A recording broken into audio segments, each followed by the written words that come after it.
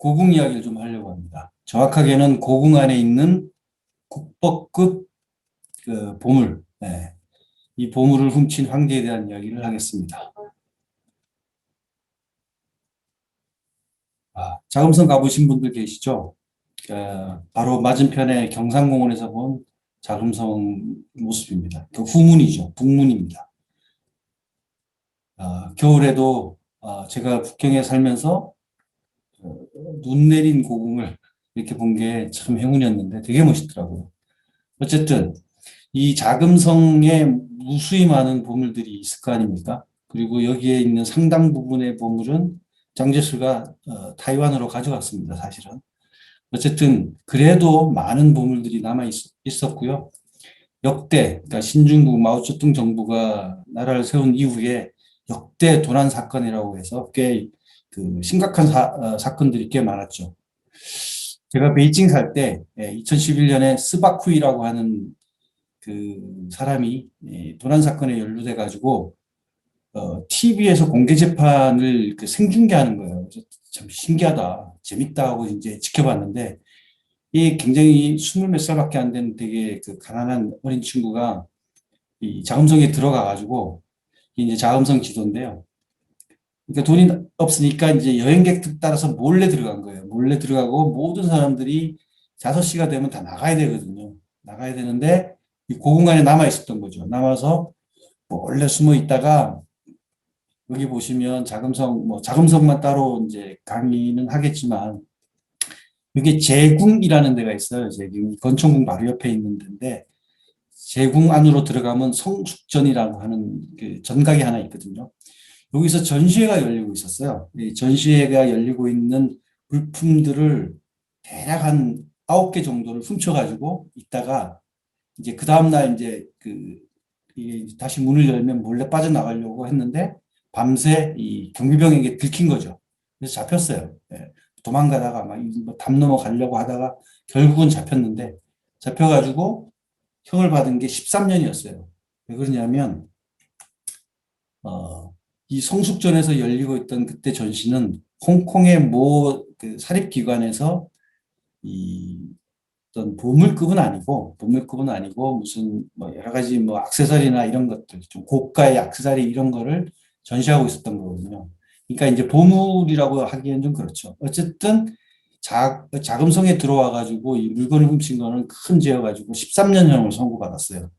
그런데 역대 사건들 보면 재밌는 게 많아요. 1959년에 우칭우이라고 하는 친구는 금으로 이게 금빛 찬란한 책이죠. 이거하고 뭐 몇 가지 뭐 칼도 훔치고 이렇게 해서 무기징역을 받았어요. 그리고 1962년에 순과판이라고 하는 친구는 금 접시하고 이 잔, 이게 되게 고가였던 것 같은데 잡혔어요. 한참 후에 잡혔고 다른 사건들이 좀 안 좋은 사건이 연루돼 가지고 결국은 사형당했어요. 총살형을 당했고요. 그리고 1980년대 천인화라고 하는 사람이 진비의 직인이죠, 직인. 인장을 훔쳤다가 무기징역을 당했습니다. 이 진비는 서태후 시대에 그 광서제가 있는데 광서제가 총애하던 비예요. 비를 이제 서태후가 우물에 산채로 집어넣어서 나중에 죽이죠. 그럼 뭐 자음성 이야기할 때 한 번 더 이야기하겠습니다. 그리고 1987년도에 샹더 양이라고 하는 친구는 걸륭 비수, 걸륭 황제가 이 크고 작은 칼을 굉장히 많이 갖고 있었는데 이 비수를 몇 점을 훔쳐가지고 무기징역을 당했습니다. 그러니까 굉장히 그 형벌이 세죠. 굉장히 세고 살벌합니다. 죽이기까지 합니다. 우리는 좀 그런 면에 있어서는 우리는 좀 약한 것 같은데 어쨌든 자금성 내 전각 안에 있는 이런 보물들이 지금은 그 사건들로 인해서 진품은 하나도 없고요. 완전 100% 모조품으로 싹 바뀌었어요. 그래서 특별 그 전시관, 자금성 내에 전시관들이 곳곳에 있거든요. 전각을 이용해 가지고 전시관들이 특별 전시를 할 때만이 아니면 진품을 보기가 좀 지금은 어렵게 돼 있는 거죠. 네. 아, 광명 이런 그 정각도 있죠. 나중에 자금성 이야기하면서 재밌게 또 이야기하겠습니다. 아, 한희제 야연도라고 하는 그림이 있습니다. 국보급입니다. 국보급. 이 정도 국보급인데 장제스가 대만으로 가지고 가지 못했죠. 예. 그러니까 장제스가 대만으로 가져간 거는 대부분 좀 규모도 작고 아주 그 가치도 높은 주로 이런 것들을 많이 가져갔고요. 아주 큰 것들 이런 것들은 무게나 이런 것들 때문에 많이 못 가져간 측면이 있죠. 그러니까 이런 그 그림 정도는 충분히 타이완 고궁박물관에 있어야 될 정도의 수준인데 지금 현재 베이징 고궁박물관에 남아있죠. 한의제 야연도입니다.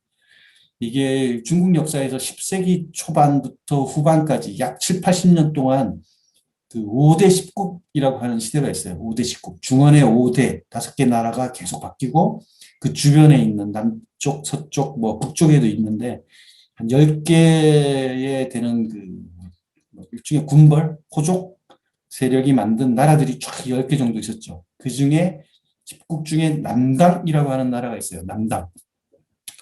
이 남당이라는 나라에 그 이욱이라고 하는 그 황제가 있었는데 이 한희제라는 사람이 북쪽 중원에서 후주 주나라의 신하였다가 일종의 그 귀순을 하죠. 귀순을 해서 남당에 있는데 이제 남당에서 이제 벼슬도 좀 하고 이랬죠. 근데 이 인물이 워낙 뛰어나가지고 그 남당의 그 황제인 이욱이 되게 의심이 많은 거예요. 의심스러운 거죠. 이게 그 반란을 일으키지 않을까. 왜냐하면 그 당시 군벌이 서로 막 황제를 죽이고 뭐 또 뭐 아들까지 죽여가면서 이 왕조가 계속 바뀌는 그런 혼란한 시기였거든요.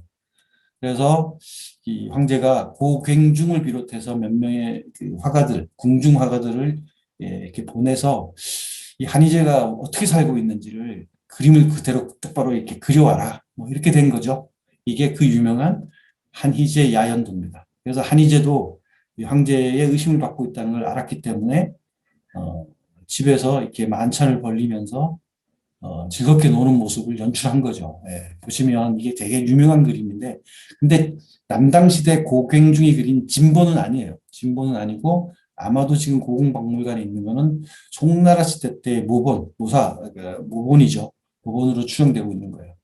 그래서 쭉 이게 길이가 굉장히 긴, 뭐 한 30m가 넘는데, 30m가 넘는데, 이게 가만히 보시면 이 그림이 크게 5부분으로 나눠져 있거든요. 나눠져 있는데 여기 앉아 있는 사람이 한희제고 여기서 북치고 있는 사람, 여기 서 있는 사람이 한희제고요.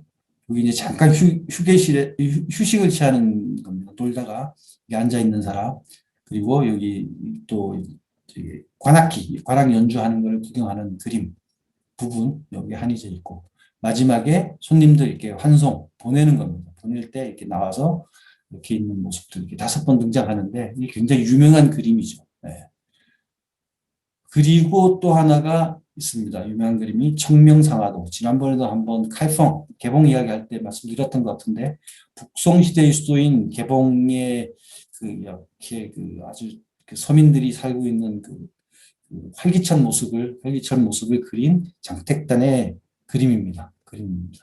이것도 진품은 아니고 아마 모본으로 추정되는데 명나라 시대 때나 전후에서 그린 모본이 아닐까 뭐 이렇게 합니다. 어쨌든 그래도 굉장히 그 국보급에 속하는 그 유명한 그림이죠. 네. 바로 이 보물을 훔친 황제는 마지막 황제 부입니다. 예, 예상하셨듯이 마지막 황제 부인은 그 영화에서도 보신 분들 계시겠지만 굉장히 이게 뭐 아주 꼬마 때부터 황제가 어쩔 수 없이 황제가 되고 나중에 뭐 이게 뭐 포로도 잡히고 만주국의 황제도 되고 뭐 이런 우여곡절을 거친 인물이지 않습니까? 그런데 이 그 마지막 황제가 노후를 걱정하는 거예요. 노후를 걱정해가지고 자금성에 있을 때 자기 동생이 있어요. 후제 그러니까 저게 라고 하는 그 동생을 통해서 이 보물들을 빼돌려요. 예. 노후에. 그리고 이 마지막 황제는 사실은 영국 유학 가서 공부하고 싶은, 그 영국으로 가고 싶은 욕심이 좀 있었거든요.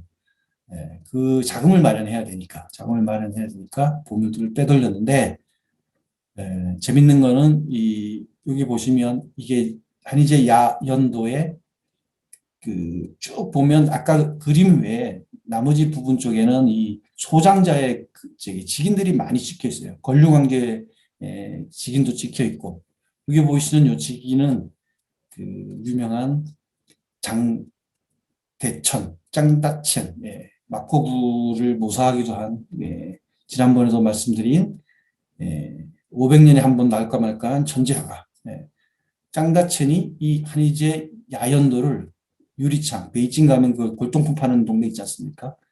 거기서 우연히 발견하고 거금을 주고 매입을 하죠. 구입을 해서 자기 직인을 찍은 겁니다. 직인을 찍고 결국은 뭐냐면 이 마지막 황제가 뭐 동생을 통해서든 누구를 통해서든 유리창에 팔아먹은 거죠. 누군가한테 팔아먹은 거거든요.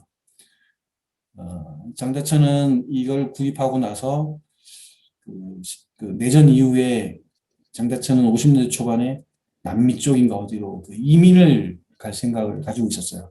이민을 가는 생각으로 만약에 이거 그림을 가지고 자기가 가면 두고두고 그 욕을 먹을 거다. 정말 그런 생각을 하는 거죠. 그래서 지인에게 아주 저렴한 가격으로 팔아요. 팔고 그 지인이 여러 과정을 거쳐서 지금의 고궁박물관에 이렇게 보관하게 되고 소장한 겁니다. 하게 된 거고요. 그리고 이 청명상화도는 이 마지막 황제가 끝까지 갖고 있었어요. 끝까지 갖고 있다가 그 만주국 황제도 되고 나중에 만주국이 멸망하고 일본이 패망하고 막 이런 시절인 1945년 8월 17일 심양에 있는 공양을 거쳐서 일본으로 도피하려고 했죠. 도피하려고 하는데 이 공항에서 소련군들에게 체포됩니다. 경황 중에 이 청명상화도를 넣고 있던 이 상자가 있었거든요. 박스 상자를 이 공항 바닥에 어디 집어 던진 거예요. 이게 같이 연루되는 걸 좀 염려한 거죠. 그리고 그거를 그 공항 관리인이 발견하고 장춘인가 길림인가 어디에 있는 그 박물관 창고에 보관하고 있다가 50년 이후에 한참 후에 이쪽 전문가가 관리하는 그 전문가가 발견해서 지금 고궁박물관에 보관하게 돼 있는 겁니다. 이 마지막 황제를 생각하면 이 참 애틋한 면도 있거든요. 애틋한 면도 있고 마지막 황제이면서 그 황릉에 묻히지 못한 그리고 어린 시절 황제가 됐다가 평민으로 강등돼서 여생을 살았던 사람, 지극히 평범한 한 인간이 자금성에 있는 국보급 보물인 한의제 야연도와 청명상화도를 몰래 빼돌려서 여생을 보내려 했던 그런 증거들이 역사에 그대로 남아있는 겁니다. 네, 여기까지 하겠습니다. 잠시 한 5분 쉬었다가 백두산으로 가겠습니다. 죄송합니다. 여기 나중에 추가로 몇 개를 더 제가 넣었는데 지난번 뭐 고궁 그 오프라인 강의할 때도 이야기 드렸지만 2020년 5월 달에 이 야연도를 비롯한 역대 인문화 작품전이 고궁에서 열리기로 돼 있었어요. 그리고 9월 달에는 역대 풍속화 작품전이 열리기로 돼 있었죠. 코로나 때문에 못 갔습니다. 그래서 정말 안타깝게 생각하고 있고요. 이 청명상화도는 십몇 년 전에 자금성에서 한번 공개 전시를 한 적이 있거든요. 그때 줄을 뭐 수백 미터씩 사람들이 섰고 이걸 가장 먼저 보려고 거의 사람들이 100미터 달리기 할 정도로 화제가 됐던 그런 작품이기도 하고요. 중국 전역의 그 식당마다 이 청명상화도 엄청 많이 그려져 있습니다. 어쨌든 다행히 현재 연기된 상태입니다. 그래서 2022년 5월과 9월에는 다시 열리지 않을까 그때 가려고 생각 중에 있습니다. 여기까지 하겠습니다. 잠시 5분만 쉬겠습니다.